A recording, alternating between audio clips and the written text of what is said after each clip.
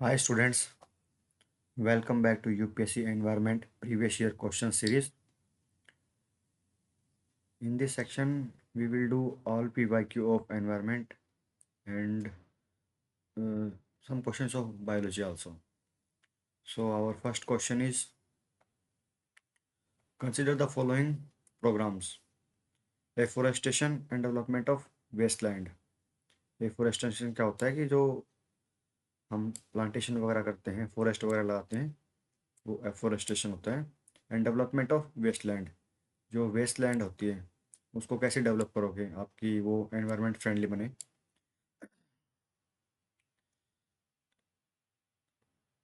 Reforestation and replantation in existing forest, जो reforestation है, reforestation क्या है कि आपने नई प्लांटेशन की है। रिफॉरेस्टेशन क्या है, जो फॉरेस्टेशन था उसको आपने दोबारा स्टार्ट किया है, या मतलब उसके जगह पे जहाँ पे पैचेस वगैरह खाली हो गए थे वहाँ पे आपने दूसरे प्लांट लगाए। And replantation in existing forest, okay जी। Next, encouraging the wood substitute and supplying other type of fuel, जो वुड है उसके आपने सब्सिट्यूट, मतलब आपने कोई ऐसे देखे कि पहले वुडन, कोई भी वुडन अपने पास घर में चीज़ें थी, वुडन की लकड़ी की चीज़ें थी, जैसे कि बेड वगैरह है या चेयर वगैरह है, उनको रिप्लेस कर दिया हमने प्लास्टिक की चेयर से या किसी और चीज़ से। ठीक है, कि वुड के लिए आपको प्लांटेशन की डिफोरेस्टेशन ना करना पड़े, प्लांट ना काटने पड़े। नेक्स्ट है promotion of wide use of insecticides and pesticides to resist the loss of forest area from degradation caused by pest and insects. Fourth option में कह रहा है कि हमें प्रोमोट करना है इंसेक्टिसाइड और पेस्टिसाइड को to resist the loss of forest, कि फॉरेस्ट एरिया कम ना हो पेस्ट से और इंसेक्ट से।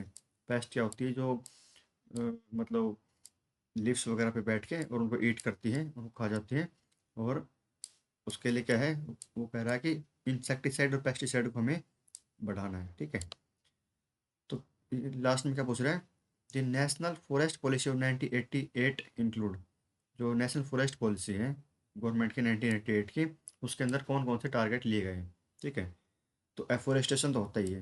ठीक है, इसमें ये जनरल टर्म है, तो ये option is right.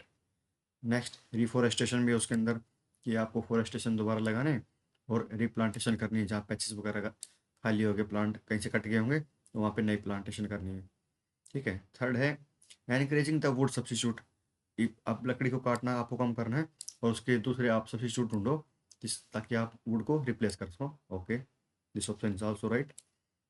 And fourth one, promotion of wide use of insecticide, कोई भी गवर्नमेंट ये नहीं चाहेगी कि इंसेक्टिसाइड और पेस्टिसाइड को प्रमोट किया जाए, वो क्या इसको इसको कंडेम करेगी। ठीक है, वो कोई भी गवर्नमेंट नहीं चाहेगी कि इंसेक्टिसाइड कोई भी अपने प्लांट्स वगैरह में डाले, क्योंकि इंसेक्टिसाइड है ना, वो क्या है, जो हनी बी है या और भी कई जो मतलब यूज़फुल जो इंसेक्ट वगैरह हैं, बटरफ्लाई हैं, उन सबको किल कर देता है।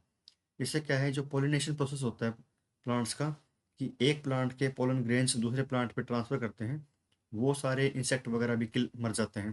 ठीक है, तो कोई भी गवर्नमेंट ये नहीं चाहेगी और ये इसका टारगेट है नहीं है। ठीक है, हमारी फॉरेस्ट पॉलिसी का ये टारगेट भी नहीं था। ठीक है, तो फोर हट गया, फोर ए हट गया, ए ऑप्शन गया, सी ऑप्शन गया और बी ऑप्शन भी गया। ठीक है, तो राइट आंसर इज डी, कि कोई भी गवर्नमेंट आप कभी भी नहीं चाहेगी कि इंसेक्टिसाइड और पेस्टिसाइड को प्रमोट करे। ठीक है, आप कभी भी देख लेना, कभी नहीं होगा ऐसा।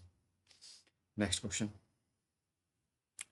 With in biological communities some species are important in determining the ability of large number of other species to persist in the community, so some species are called।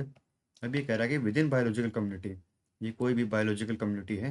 ठीक है, कोई भी मतलब बायोलॉजिकल कम्युनिटी है, नेशनल पार्क है, जो भी है, सम स्पीसीज, जो कुछ स्पीसीज होती हैं, are important in determining the ability of large number of other. मान लो इसके अंदर कोई एक स्पीसीज है। ठीक है, आप वो कोई भी स्पीसीज मान लीजिए कि, ठीक है, एलिफेंट की स्पीसीज मान लीजिए, टाइगर की मान लीजिए, कोई भी है, are important in determining the ability of large number of other species. ठीक है, ये बाकी दूसरी छोटी छोटी स्पीसीज हैं या बाकी जो कई स्पीसीज हैं, उन सब का एग्जिस्टेंस है। ठीक है, कि वो कितनी एबल हैं और उन सब का एग्जिस्टेंस इसके ऊपर डिपेंड कर रहा है, इस स्पीसीज के ऊपर, ठीक है। उस कम्युनिटी में इस पूरी कम्युनिटी में रहने के लिए इन सब का एग्जिस्टेंस किसी एक कम्युनिटी पर डिपेंड करता है, एक स्पीसीज पे डिपेंड करता है, ठीक है।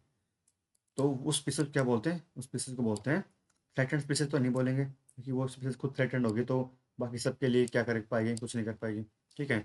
सिम्पेट्रिक स्पीसीज भी नहीं है वो है कीस्टोन स्पीसीज, ठीक है।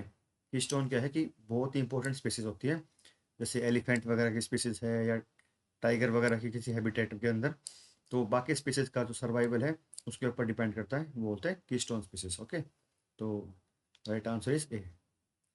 Next question, consider the following animals of the India, कि इंडिया के कुछ एनिमल दिए गए हैं, तो which of the following are endangered species, endangered species इनके अंदर कौन कौन सी है, ठीक है।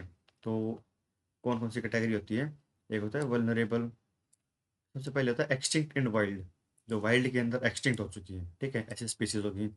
फिर है एक्सटिंक्ट इन, मतलब आपने कैप्टिविटी में रखी है, वैसे एक्सटिंक्ट हो चुकी है लेकिन आपने कैप्टिविटी के अंदर रखी हुई है, एक होता है एक्सटिंक्ट इन वाइल्ड, ठीक है, एक्सटिंक्ट इन वाइल्ड। एक होता है कि वाइल्ड से ही खत्म होगी पूरे, मतलब जितने भी फॉरेस्ट वगैरह हैं सबसे गायब होगी हर जगह से, वो एक्सटिंक्ट इन वाइल्ड है। दूसरी होती है एक्सटिंक्ट, जो हमने क्या है कैप्टिविटी में तो रखी हुई है, ठीक है, हमारे पास जू वगैरह में है बाहर, मतलब एक्सटिंक्ट हो चुकी है, ठीक है। फिर होती है वल्नरेबल स्पीसीज है, एंडेंजर्ड स्पीसीज है, ठीक है। और कई है कि मतलब कि वो स्पीसीज सर्वाइव कर रही है, ठीक है। तो इसके अंदर पूछिए कि एंडेंजर्ड स्पीसीज कौन कौन सी है, तो आपने देखा होगा एलिफेंट तो इंडिया में क्या होता है, जो केरला वगैरह है, असम है, उसके अंदर एलिफेंट तो क्या है आपको मिल जाता है, ठीक है। वो एंडेंजर्ड स्पीसीज नहीं है एलिफेंट इंडिया में। तो उसके प्रोटेक्शन के लिए गवर्नमेंट ने स्कीम भी लॉन्च कर रखी है, ठीक है। वो स्कीम अभी उसका नाम चेंज कर दिया गया है, उसको टाइगर की जो स्कीम है उसके साथ मर्ज कर दिया गया है, ठीक है। तो elephant is not endangered species in India, वो है क्रोकोडाइल, जो क्रोकोडाइल है वो है एंडेंजर्ड स्पीसीज, ठीक है। तो right answer is one only. Next question, consider the following statement, Kyoto protocol came into force in the year 2005।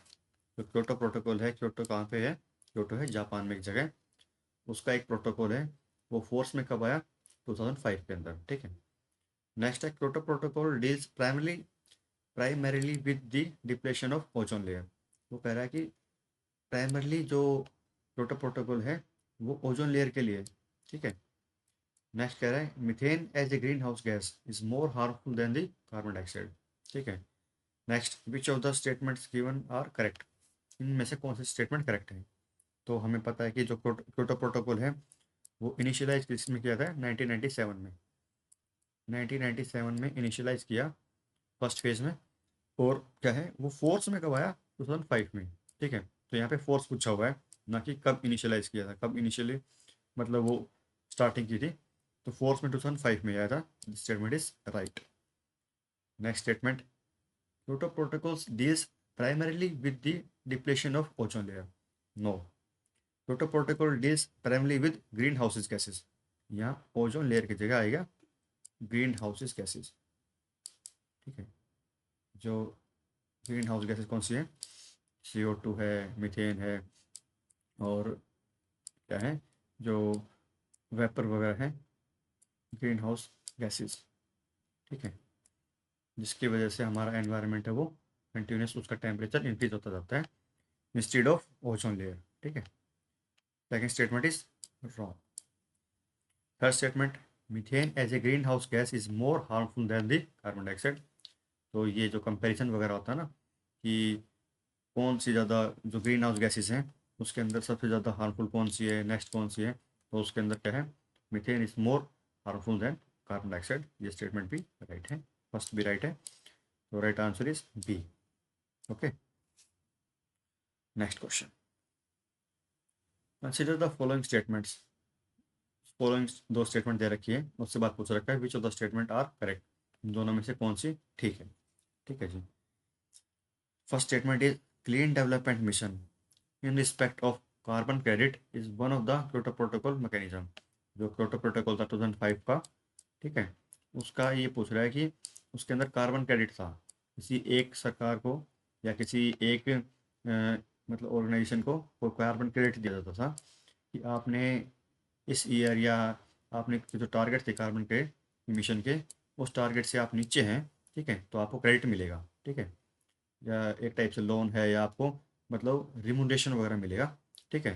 तो ये इसका टारगेट था, ये राइट स्टेटमेंट है। Next, under the CDM the project handled pertain only to the Annexure 1 countries, ठीक है। तो इसके अंदर क्या था, CDM के अंदर दो हैं एनेक्सर। इसके अंदर क्या है, CDM के अंदर दो टारगेट अपने टारगेट हैं दो। एक है जी Annex 1 कंट्री जो Annexure 1 के अंदर है, ठीक है। एक है Annexure 1 के अंदर, एक है not included in Annex 1, not in Annex 1, ठीक है। जो Annexure 1 में नहीं है, उन कंट्रीज के लिए टारगेट है, ठीक है, नॉट इन Annex 1। तो Annex 1 के लिए क्या क्या है, Annexure 1 के लिए क्या है कि उनको जो ग्रीन हाउस गैसेज का इमिशन है, उसके लिए उन कंट्रीज को मतलब सपोर्ट करना है, ताकि वो ग्रीन हाउस गैसेज है उनका इमिशन कम से कम कर पाए, ठीक है। और Annexure 1 के अंदर जो कंट्रीज नहीं है, उनके लिए तो फर्स्ट स्टेटमेंट क्या है कि आप अपने जो सस्टेनेबल डेवलपमेंट गोल है SDG, ठीक है, सस्टेनेबल डेवलपमेंट गोल है जो 14 होते हैं, आप उन पे फोकस कीजिए, ठीक है। तो इसके अंदर दोनों स्टेटमेंट ओके दे रखी है क्लीन डेवलपमेंट मैकेनिज्म के लिए, ठीक है। तो राइट आंसर इज C। और ये कहाँ पे आया था, किस टाइम पे आया था, क्योटो प्रोटोकॉल के टाइम पे आया था। Next question, where was the world summit on sustainable development held, Rio +10 held. अब रियो फर्स्ट कब आया था, रियो जो रियो डिक्लेरेशन है वो आया था, अर्थ समिट थी 1992 में। रियो कहाँ पे, ब्राज़ील के अंदर, ठीक है। वहाँ पे अर्थ समिट स्टार्ट हुई थी और वहाँ पे सस्टेनेबल डेवलपमेंट गोल्स वगैरह की उनकी बात हुई थी, ठीक है। तो उसके 10 साल बाद कब वो 2002 में 2002 में ये कहाँ पे हुआ, ये पूछा गया आपने। 2002 में ये हुआ था जोहान्सबर्ग में। जोहान्सबर्ग कहाँ पे, साउथ अफ्रीका में, ठीक है जी। तो right statement is C। Next question, consider the following statements and find out which of the statement given above are correct. So we have given two statements in which we have to find out which one is right. So let's start with first statement. Saltwater crocodile is found in Andaman and Nicobar Island. जो salt water हैं, जो नमकीन पानी के अंदर रहते हैं, वो क्रोकोडाइल अंडमान और निकोबार में मिलते हैं। ये स्टेटमेंट राइट है। नेक्स्ट है श्रू and tapir. Shrew and tapir are found in the western ghat of the Malabar region. तो इंडिया का जो वेस्टर्न घाट है, ठीक है, ईस्टर्न घाट इस साइड है, वेस्टर्न घाट वेस्ट की साइड है, जहाँ महाराष्ट्र वगैरह है या कर्नाटका, उसके नीचे का है केरला, इन तीनों के अंदर वेस्टर्न घाट है। तो वो कह रहा है कि श्रीव एंड टपीर है, ठीक है, ये मिलते हैं वेस्टर्न घाट में, मालाबार में नहीं मिलते। ये किस में मिलते हैं, ये लोकेशन गलत दे रखी है इसके अंदर, ठीक है। ये लोकेशन क्या आएगी इसके अंदर, हिमालयन रीजन के अंदर मिलते हैं, ठीक है, हिमालयन रीजन के अंदर मिलता है टपीर। और अब ये क्या है, एक छोटा सा जीव है, मतलब एक स्मॉल साइज का एनिमल है, जो कि हमारे हिमालयन रीजन में मिलता है। तो और बी स्टेटमेंट रॉन्ग है, तो right answer is A, one only. Next question, due to their extensive rice cultivation, ठीक है, बहुत ज़्यादा राइस की कल्टीवेशन करने से सम रीजन्स में be contributing to the global warming. जो कुछ रीजन है उनमें क्या है, टेम्परेचर इंक्रीज हो रहा है, ग्लोबल वार्मिंग हो रही है, ठीक है। Due to what possible reason is this attributable, ठीक है। तो वो कह रहा है कि ये किन कारणों से हो रहा है, which of the statements are correct, ठीक है। तो फर्स्ट स्टेटमेंट पढ़ते हैं हम, अनएरोबिक कंडीशन। अनएरोबिक क्या होता है कि ऑक्सीजन की एब्सेंस में, anaerobic condition associated with the rice cultivation cause the emission of methane, ठीक है। वो कह रहा है कि जो राइस का प्लांट होता है, ठीक है, आपने राइस की सैपलिंग वगैरह है वो यहाँ पे लगा दी, ठीक है। राइस की सैपलिंग एक लगा दी और उसको पूरा फिल कर दिया वाटर से। यहाँ पे आपने पूरा वाटर डाल दिया, ठीक है। और वाटर क्या है, पूरा आपने देखा होगा जो राइस के प्लांटेशन वगैरह सैपलिंग वगैरह होती है पूरे के अंदर, पूरी किसके अंदर, पानी के अंदर डूबी रहती है वो। अब इस वजह से क्या है, ऑक्सीजन सप्लाई इसके रूट्स में नहीं जा पाती, ऑटो की सप्लाई नहीं होती। उसी कंडीशन को क्या बोलते हैं, अनएरोबिक कंडीशन। एरोबिक क्या होता है, in the presence of oxygen. Anaerobic क्या होता है, in the absence of oxygen, ठीक है। अब ऑक्सीजन की एब्सेंस है, उस कंडीशन में क्या होगा कि मीथेन रिलीज होगी, ठीक है। मीथेन गैस के CH4, वो गैस क्या है, वो गैस रिलीज होती है वहाँ से। तो और आपको पता है कि मीथेन गैस है वो ग्रीन हाउस गैसेज है, ठीक है। इसी वजह से ग्लोबल वार्मिंग हो रही है, तो this statement is right. Next statement, when nitrogen based fertiliser are used, nitrous oxide, ठीक है, is emitted from the cultivated soil. तो वो कह रहा है कि नाइट्रोजन बेस्ड जो फर्टिलाइजर होते हैं, NPK फर्टिलाइजर्स होते हैं ना, नाइट्रोजन फास्फोरस एंड पोटास, ये फर्टिलाइजर हैं। ये सॉइल के अंदर क्या करते हैं, नाइट्रोजन नाइट्रो नाइट्रस ऑक्साइड बनाते हैं अंदर ना, नीचे। और नाइट्रस ऑक्साइड भी क्या है, ग्रीन हाउस गैसेज होती हैं, ठीक है। तो राइस कल्टीवेशन से दोनों ही, राइस कल्टीवेशन से 100 मीथेन बन रही है, ठीक है। और पेस्टिसाइड डालने से आपने क्या बनाई, नाइट्रस ऑक्साइड बनाया। दोनों ही ग्रीन हाउस गैसेज हैं, ठीक है। दोनों से ही ग्लोबल वार्मिंग हो रही है, तो right, both statement are right. So option is C. Next question, अभी कुछ प्रोटेक्टेड एरिया दे रखे हैं, और वो क्या है, वो किस लिए जाने जाते हैं, वेल नोन फॉर, वो किस लिए जाने जाते हैं कुछ एरियाज। तो भितरकनिका है जो, वो है उड़ीसा के अंदर। भितरकनिका किस लिए फेमस है, सॉल्ट वाटर क्रोकोडाइल के लिए, ठीक है, ये बहुत फेमस है। और उड़ीसा के अंदर एक कोस्ट आती है, एक बीच आती है, ठीक है, वो ओलिव रिडले टर्टल के लिए फेमस है। आप कमेंट करके बताइए कि उसका बीच का नाम क्या है, ठीक है। नेक्स्ट है desert national park. Desert national park में ग्रेट इंडियन बस्टर्ड है। अभी एक क्या है, एक छोटा सा बर्ड होता है, ठीक है। ग्रेट इंड ये क्या है, उड़ नहीं सकता, ग्रेट इंडियन बस्टर्ड है। उड़ सकता है ऑल्दो, लेकिन कुछ ज़्यादा दूर नहीं जाता, 100 मीटर उड़ गया, फिर नीचे इसको ज़मीन पे आना पड़ता है, फिर 100 मीटर उड़ गया, ऐसे करके इसको क्या है, वो क्या है, लैंड का वो है, बर्ड है जो कि मोस्टली लैंड पे ही सर्वाइव करता है। अब गवर्नमेंट ने रिसेंटली क्या किया, सुप्रीम कोर्ट ने राजस्थान गवर्नमेंट को गाइडलाइन दी है कि आप इसको, जो ट्रांसमिशन लाइन है, लंबी लंबी ट्रांसमिशन लाइन है, उसको आप, मतलब क्या है, उसको ढंग से लगाइए, नहीं तो क्या है, ग्रेट ग्रेट इंडियन बस्टर्ड है, वो इंडिया से उसका सर्वाइवल खत्म हो जाएगा, ठीक है। नेक्स्ट है इराविकुलम केरला। इराविकुलम केरला के अंदर हुलोन गिबोन बता रहा है। एक गिबोन क्या होता है, एक क्या है, एप की स्पीसीज है, बंदर की एक स्पीसीज है, ठीक है। ये कह रहा है कि केरला के अंदर ये स्पीसीज मिलती है, ठीक है, इराविकुलम के अंदर।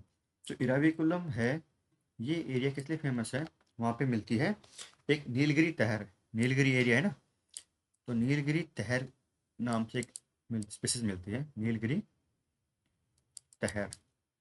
एक माउंटेन माउंटेन गोट होती है, ठीक है।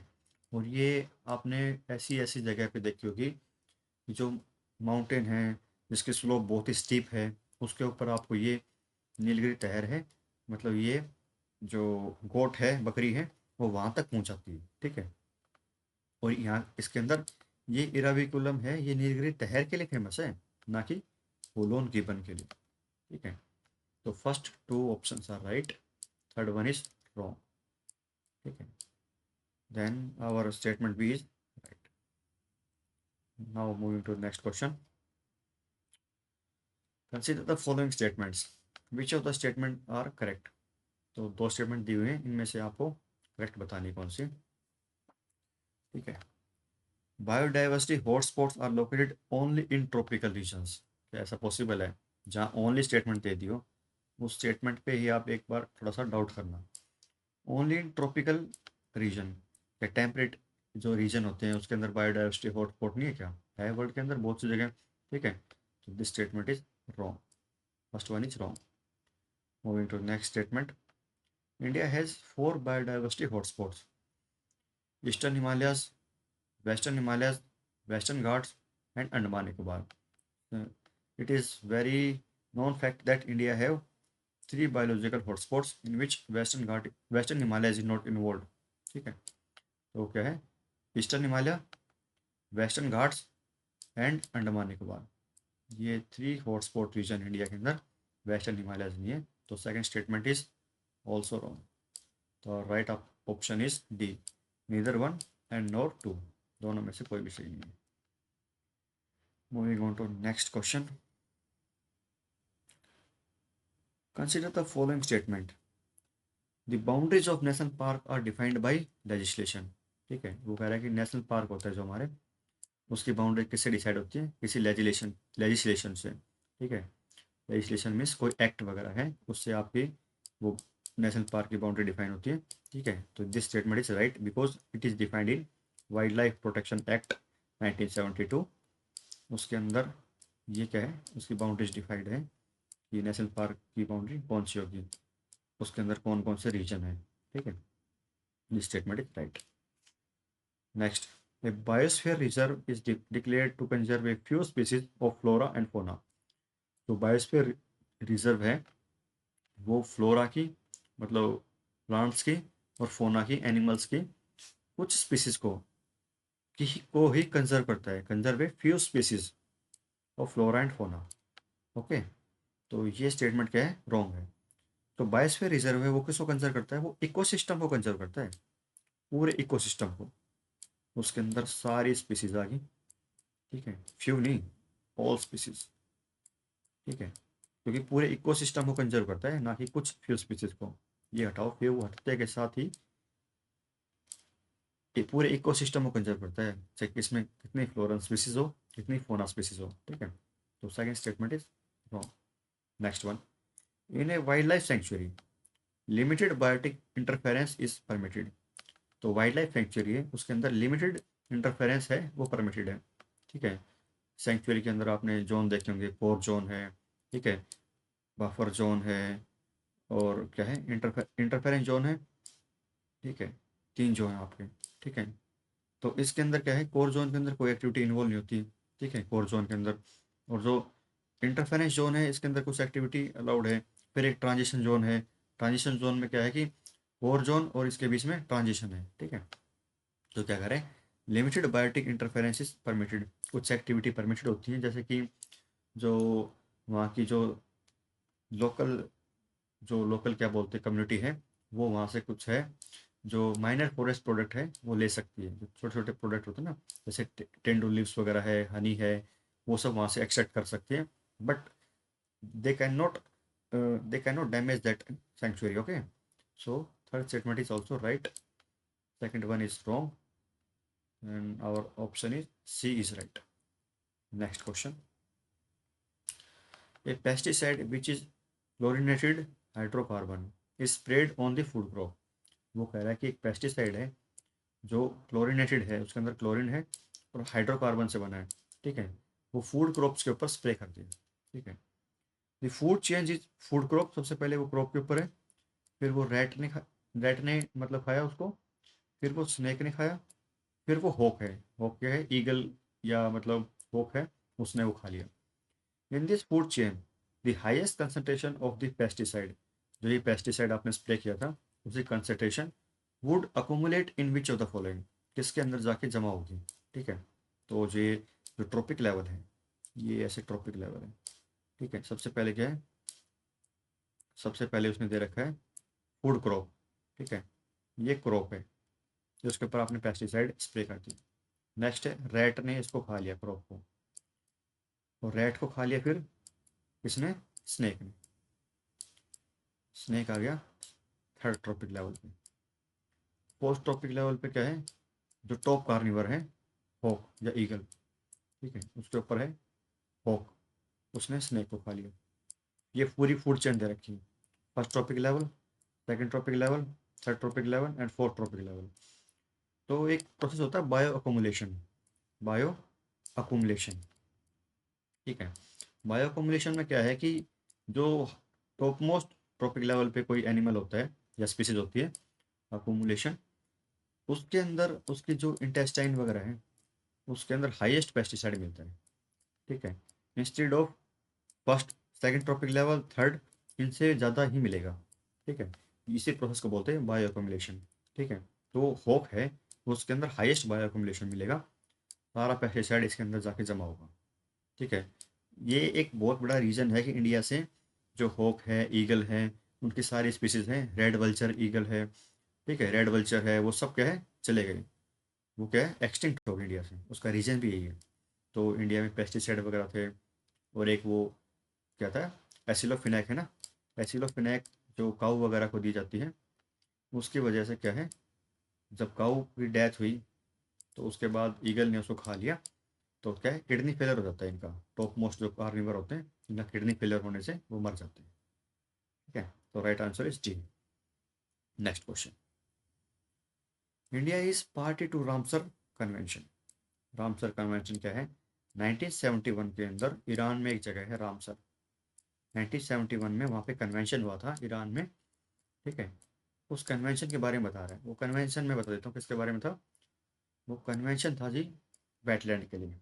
जो वेटलैंड होती है, जहाँ पे क्या है, कुछ ऐसी लैंड है जो मतलब गीली है, वेट है। ठीक है, वेटलैंड के लिए कन्वेंशन था। ठीक है, अब से पढ़ते हैं पूरी को।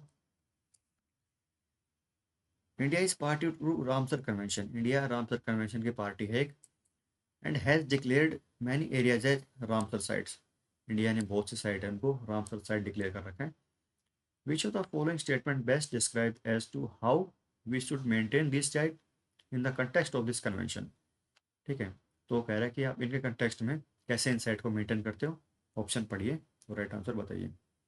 Keep all the site completely inaccessible to man so that they will not be exploited। वो कह रहा है कि सारी साइट हैं उसको completely inaccessible बना दो कि कोई आदमी उसके अंदर जा ना सके। ठीक है, ये एक्सट्रीम स्टेटमेंट हो जाती है। नेक्स्ट है conserve all the sites through ecosystem approach and permit tourism and recreation only. ठीक है, तो ये कह रहा है कि आल साइट को आप कंजर्व करिए और टूरिज्म और रिक्रिएशन को ही इन्वॉल्व करिए ओनली। ठीक है, ये भी एक्सट्रीम स्टेटमेंट बना दी इन्होंने। Conserve all the sites through ecosystem approach for a period without any exploitation, with specific criteria and specific period of each site, and then allow sustainable use of them by future generation। वो कह रहा है कि कुछ time तक आप conserve कीजिए, उसके बाद उसको फ्यूचर जनरेशन उसको उसका यूज कर सके, सस्टेनेबल यूज कर सके। ठीक है, नेक्स्ट है D, conserve all the sites through ecosystem approach and allow their simultaneous sustainable use. ठीक है, ये एक सॉफ्ट स्टेटमेंट है जिसके अंदर बोला गया जो सारी साइट हैं उनको आप कंजर्व करिए थ्रू इकोसिस्टम अप्रोच, जो इकोसिस्टम की अप्रोच है उससे कंजर्व करिए, और उनका सस्टेनेबल यूज कीजिए, ओवर एक्सप्लोटेशन मत कीजिए उनका। ठीक है, not over exploitation.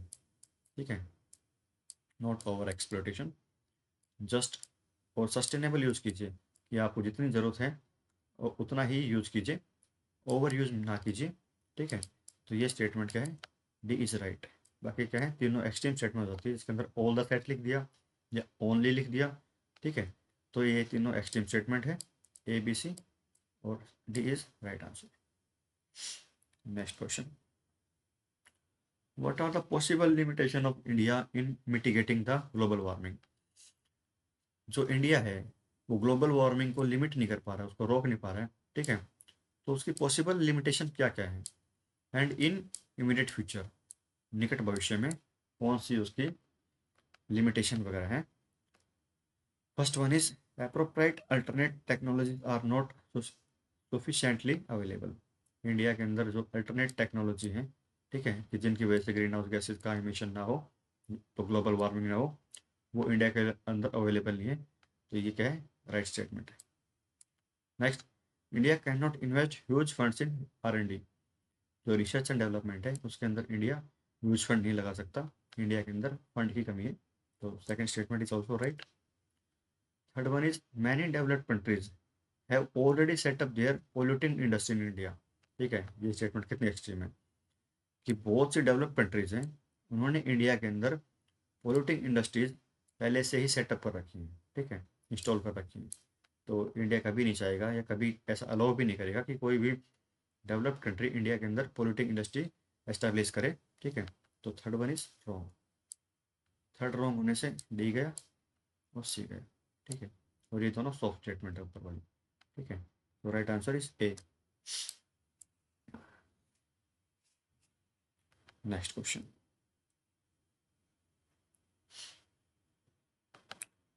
Consider the following which can be found in ambient atmosphere. जो हमारा एटमोसफेयर है उसके अंदर कौन कौन से फाउंड कर सकते हैं, and which of the above contribute to the warming up of atmosphere. तो कौन सी हैं जो हमारे एटमोसफेयर है उसको वार्म कर रही है, गर्म कर रही है, या ग्लोबल वार्मिंग के लिए वो ग्लोबल वार्मिंग करती है। ठीक है, तो फर्स्ट है सूट। सूट क्या होते हैं, जो स्मॉल पार्टिकल होते हैं ना, जो एसिड के, ठीक है, जो राख वगैरह है उसके स्मॉल पार्टिकल होते हैं एसिड के, उनको बोलते हैं सूट। ठीक है, नेक्स्ट है sulphur hexafluoride SF6। Sulphur hexafluoride, ठीक है, एक सल्फर है, उसके साथ 6, मतलब उसके साथ 6 का है फ्लोरीन के atom.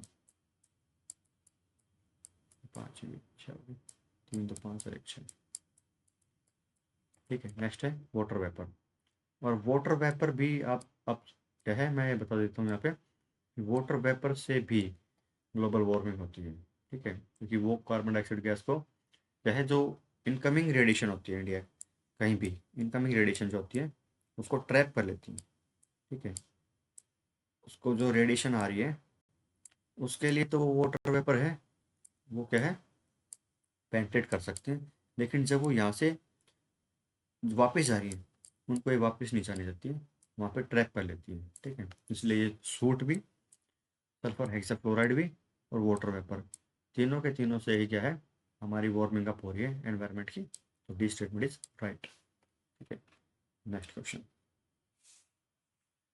The United framework convention on climate change UNFCCC is an international treaty drawn at. तो ये कह रहा है कि जो UNFCCC की जो वो है कन्वेंशन, ये इंटरनेशनल ट्रीटी कहाँ ड्रॉ हुई थी। ठीक है, United nation framework convention on climate change. जो क्लाइमेट चेंज है उसके लिए आपने कोई फ्रेमवर्क बनाया, किस कन्वेंशन में बनाया वो फ्रेमवर्क। ठीक है, ठीक है, दोबारा देखते हैं, क्लाइमेट चेंज का जो फ्रेमवर्क है वो कहाँ पे बना। तो क्या करें, United nation conference on human UNCHE में, या UN conference on environment and development Rio de Janeiro 1992 में, या world summit on sustainable development Johannesburg 2002 में, या UN climate change conference Copenhagen 2009 में। तो ये वेल नोन फैक्ट है कि ये UN conference on environment and development UNCED 1992 जो रियो के अंदर कन्वेंशन हुआ था। ठीक है, इसके साथ ही एक और कन्वेंशन हुआ था जो कि UNCCD था। ठीक है, ये बोथ कहाँ पे हुए थे, United nation convention on climate and desertification है। ठीक है, तो जो डेजर्ट वगैरह है उनको रोकने के लिए ये कन्वेंशन कहाँ पे हुई थी, रियो के अंदर 1992 के अंदर। ठीक है, तो B statement is right. Next question, regarding carbon credit which one of the following statement is not correct. जो कार्बन क्रेडिट है उसके बारे में कौन सी स्टेटमेंट नॉट करेक्ट पूछा है आपको। तो पहले कभी क्वेश्चन सॉल्व करो तो इसको पहले अंडरलाइन कर लो आप, नॉट करेक्ट पूछे कभी आप करेक्ट करो और मतलब स्टेटमेंट को टिक कर दो। कार्बन क्रेडिट क्या होता है, जो मतलब आपको कुछ इमिशन के कुछ नॉर्म्स वगैरह दिए थे या कुछ टारगेट दिए थे, आपने वो टारगेट से नीचे ही इमिशन किया है।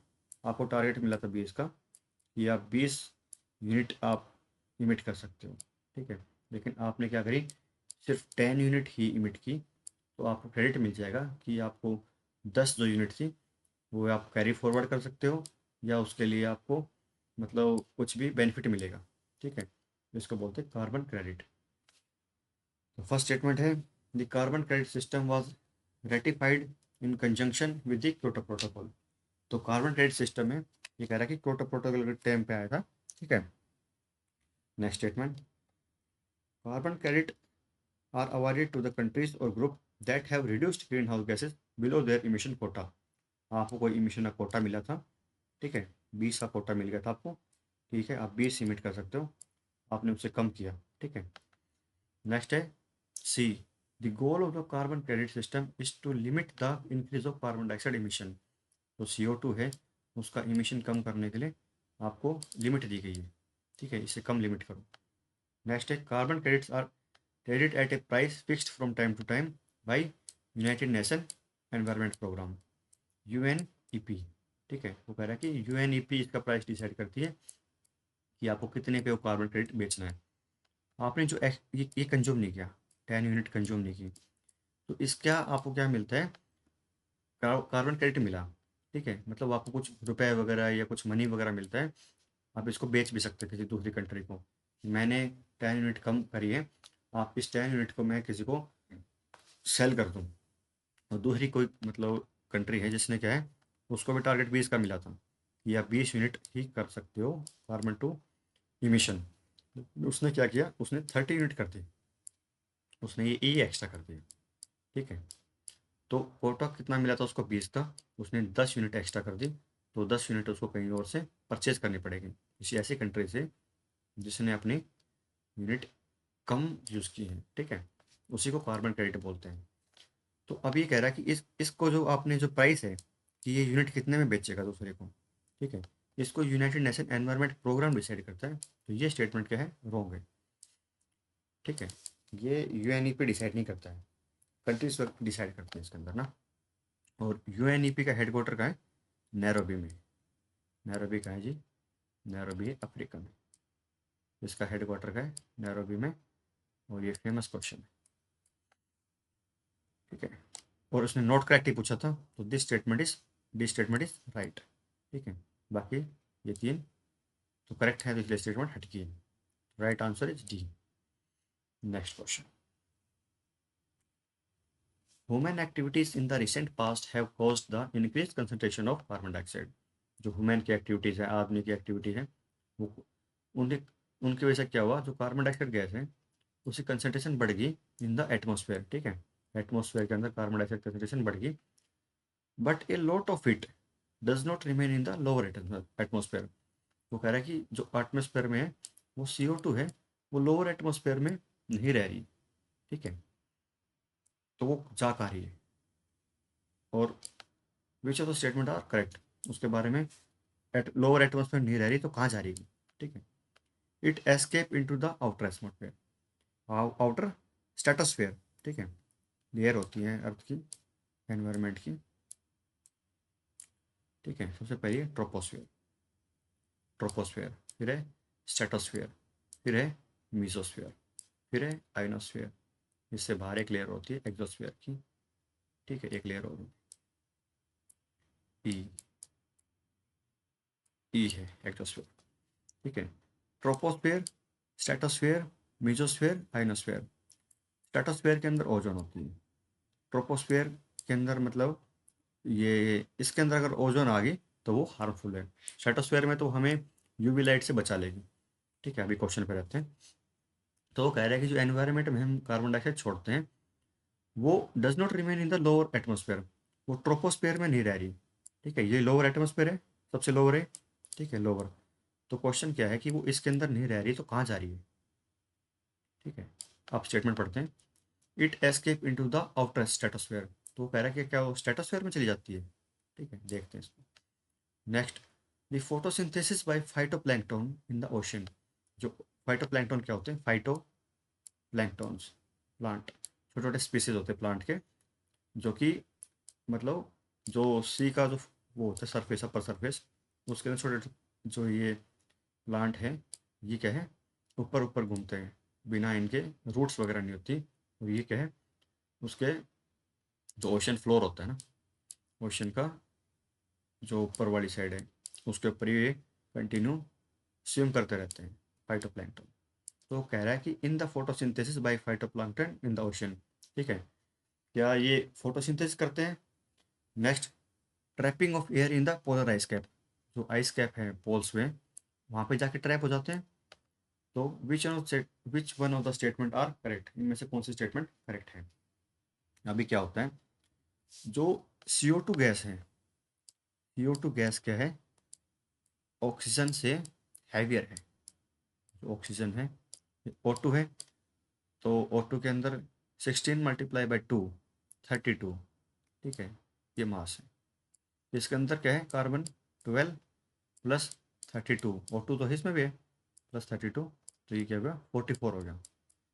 तो इसका मास ज़्यादा है CO2 का देन ऑक्सीजन। तो जिसका मास ज़्यादा हो गया वो क्या करेगी, सिंक करेगी, नीचे बैठ जाएगी। हैवियर है ना वो, हैवियर है CO2, तो क्या है वो सिंक कर जाएगी, वो नीचे वाली साइड आके सेटल हो जाएगी। अब सिंक कहाँ करेगी, या तो सिंक है तो ओशन इतना बड़ा है ओशन, उसके अंदर सिंक करेगी, और ओशन के अंदर सिंक करी तो ओशन में क्या है, फाइटोप्लैंक्टन, ये इसको फोटोसिंथेसिस में यूज़ करेंगे। CO2 लेंगे प्लस वाटर इनके पास होता ही है, तो क्या है ये क्या बनाएंगे, अंदर ग्लूकोज बना देंगे, C6H12O6। ठीक है, ये बनाया ग्लूकोज, प्लस इसने क्या रिलीज करी, ऑक्सीजन, C6H12O6, ग्लूकोज है ही, प्लस इन्होंने ऑक्सीजन रिलीज कर दी। ठीक है, तो सेकंड स्टेटमेंट ये क्या कर रहा है, दी photosynthesis by the phytoplankton in the ocean. ठीक है, CO2 हैवी थी तो वो क्या करी, सिंक करी ऑक्सीजन के अंदर, और इसने क्या किया, फोटोसिंथेसिस करवा दिया फाइटोप्लैंक्टन में। Statement B is right. Next वो कह रहा है the trapping of air in the polar ice cap, जो पोल्स वगैरह हमारे नॉर्थ पोल हैं साउथ पोल हैं, तो उनके अंदर ट्रैप हो जाती है, क्योंकि हैवियर है तो वहाँ जाके ट्रैप होगी, वहाँ जाके आइस के अंदर ट्रैप होगी। नेक्स्ट फर्स्ट स्टेटमेंट है it escape into the outer stratosphere. अब आप देखिए, यहाँ CO2 थी मान लो, यहाँ इमिट हुई ट्रोपोस्फेयर में, यहाँ इमिट हुई, अब वो हैवी है तो ऊपर कैसे जाएगी, ऊपर नहीं जा सकती ना, वो तो नीचे ही आ सकती है। ठीक है, तो this statement is wrong, first one is wrong, तो फर्स्ट यहाँ से कट गई, और सेकंड और थर्ड ओके है, तो सी इज राइट आंसर। कैसा पता लगा आपको कि CO2 हैवियर है देन ऑक्सीजन, तो वो नीचे सिंक करी, नीचे कहाँ, नीचे या तो लैंड पे रहेगी या सी में रहेगी, ओशन के अंदर उसने फाइटोप्लैंक्टन ने यूज़ किया और उससे फोटोसिंथेसिस करवाया, और दूसरी ट्रैपिंग कहाँ पे हुई, पोलर आइस कैप पे हुई, लेकिन वो आउटर एटमॉस्फेयर में नहीं जा सकती, स्ट्रेटोस्फेयर में वो नहीं जा सकती। ठीक है जी, तो right answer is C. Next question, in the context of ecosystem productivity, marine upwelling zones are important as they have increased the marine productivity by bringing the, अब ये पूछ रहा है कि जो मरीन है उसकी प्रोडक्टिविटी इंक्रीज हो रही है किस प्रोसेस से, मरीन अपवेलिंग से। तो जो मरीन क्या होती है, मरीन अपवेलिंग क्या होती है, एक प्रोसेस है, उससे क्या हो रहा है कि जो नीचे का जो वार्म वाटर है वो ऊपर आता है, ऐसे अपवेलिंग चलती रहती है, कंटिन्यूस अपवेलिंग चलती रहती है ओशन के अंदर। इससे क्या हो रहा है, इससे ये 3 चीज़ें हो रही हैं, तो ये पढ़ के बताओ कि इनके अंदर कौन सी स्टेटमेंट करेक्ट है। ठीक है, तो देखते हैं जी। First one is decomposer micro organism to the surface, तो कह रहा है कि जो नीचे से माइक्रो ऑर्गेनिज्म है उनको ऊपर लेके आ रही है। Okay, let's watch second statement, nutrients to the surface, ये कह रहा है कि नीचे से न्यूट्रिएंट्स को ऊपर लेके आ रही है।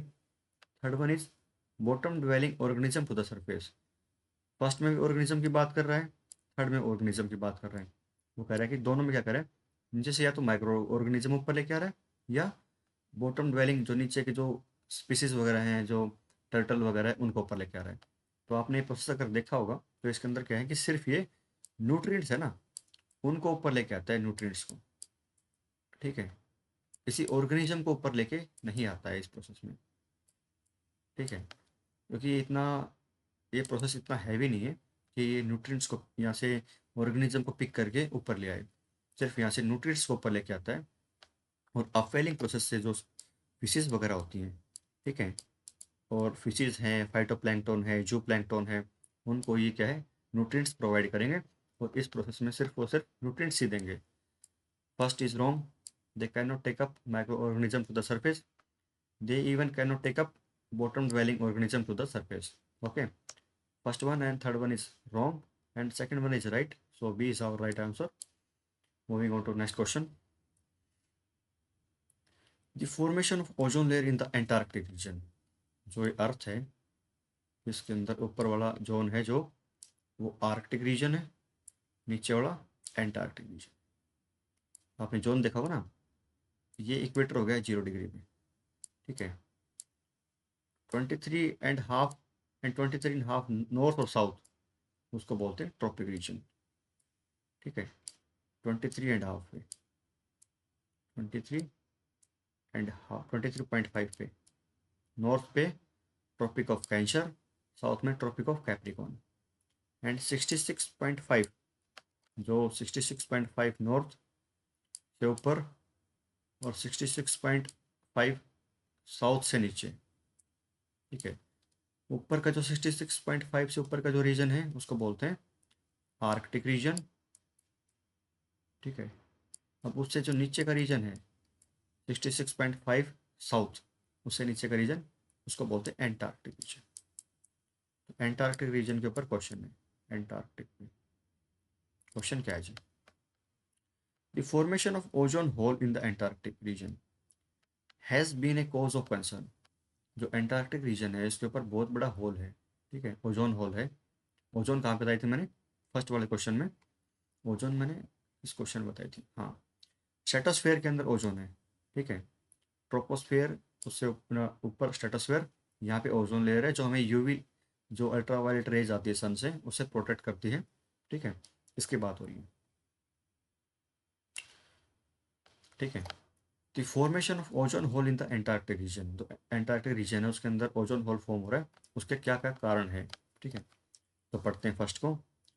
Presence of prominent tropospherical turbulence and inflow of chlorofluorocarbons.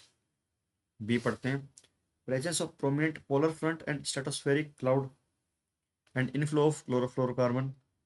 Next, absence of polar front and stratospheric cloud and inflow of methane and carbon chlorofluorocarbons. D, increase temperature at polar regions due to global warming. ठीक है, तो first, presence of prominent tropospheric turbulence. ठीक है, tropospheric turbulence हो गया हमारे नीचे troposphere में, तो स्ट्रेटोस्फेयर में क्या इफेक्ट है? ओजोन तो स्ट्रेटोस्फेयर में मिलती है। ठीक है, तो ये ट्रोपोस्फेयर नहीं आएगा, यहाँ इसकी वजह से स्टेटमेंट रॉन्ग होगी। बताया नहीं क्वेश्चन? यहाँ पे आपने देखा कि ओजोन कहाँ मिल रही है आपकी? हाँ, ज़्यादा नीचे ऊपर चली गई ना।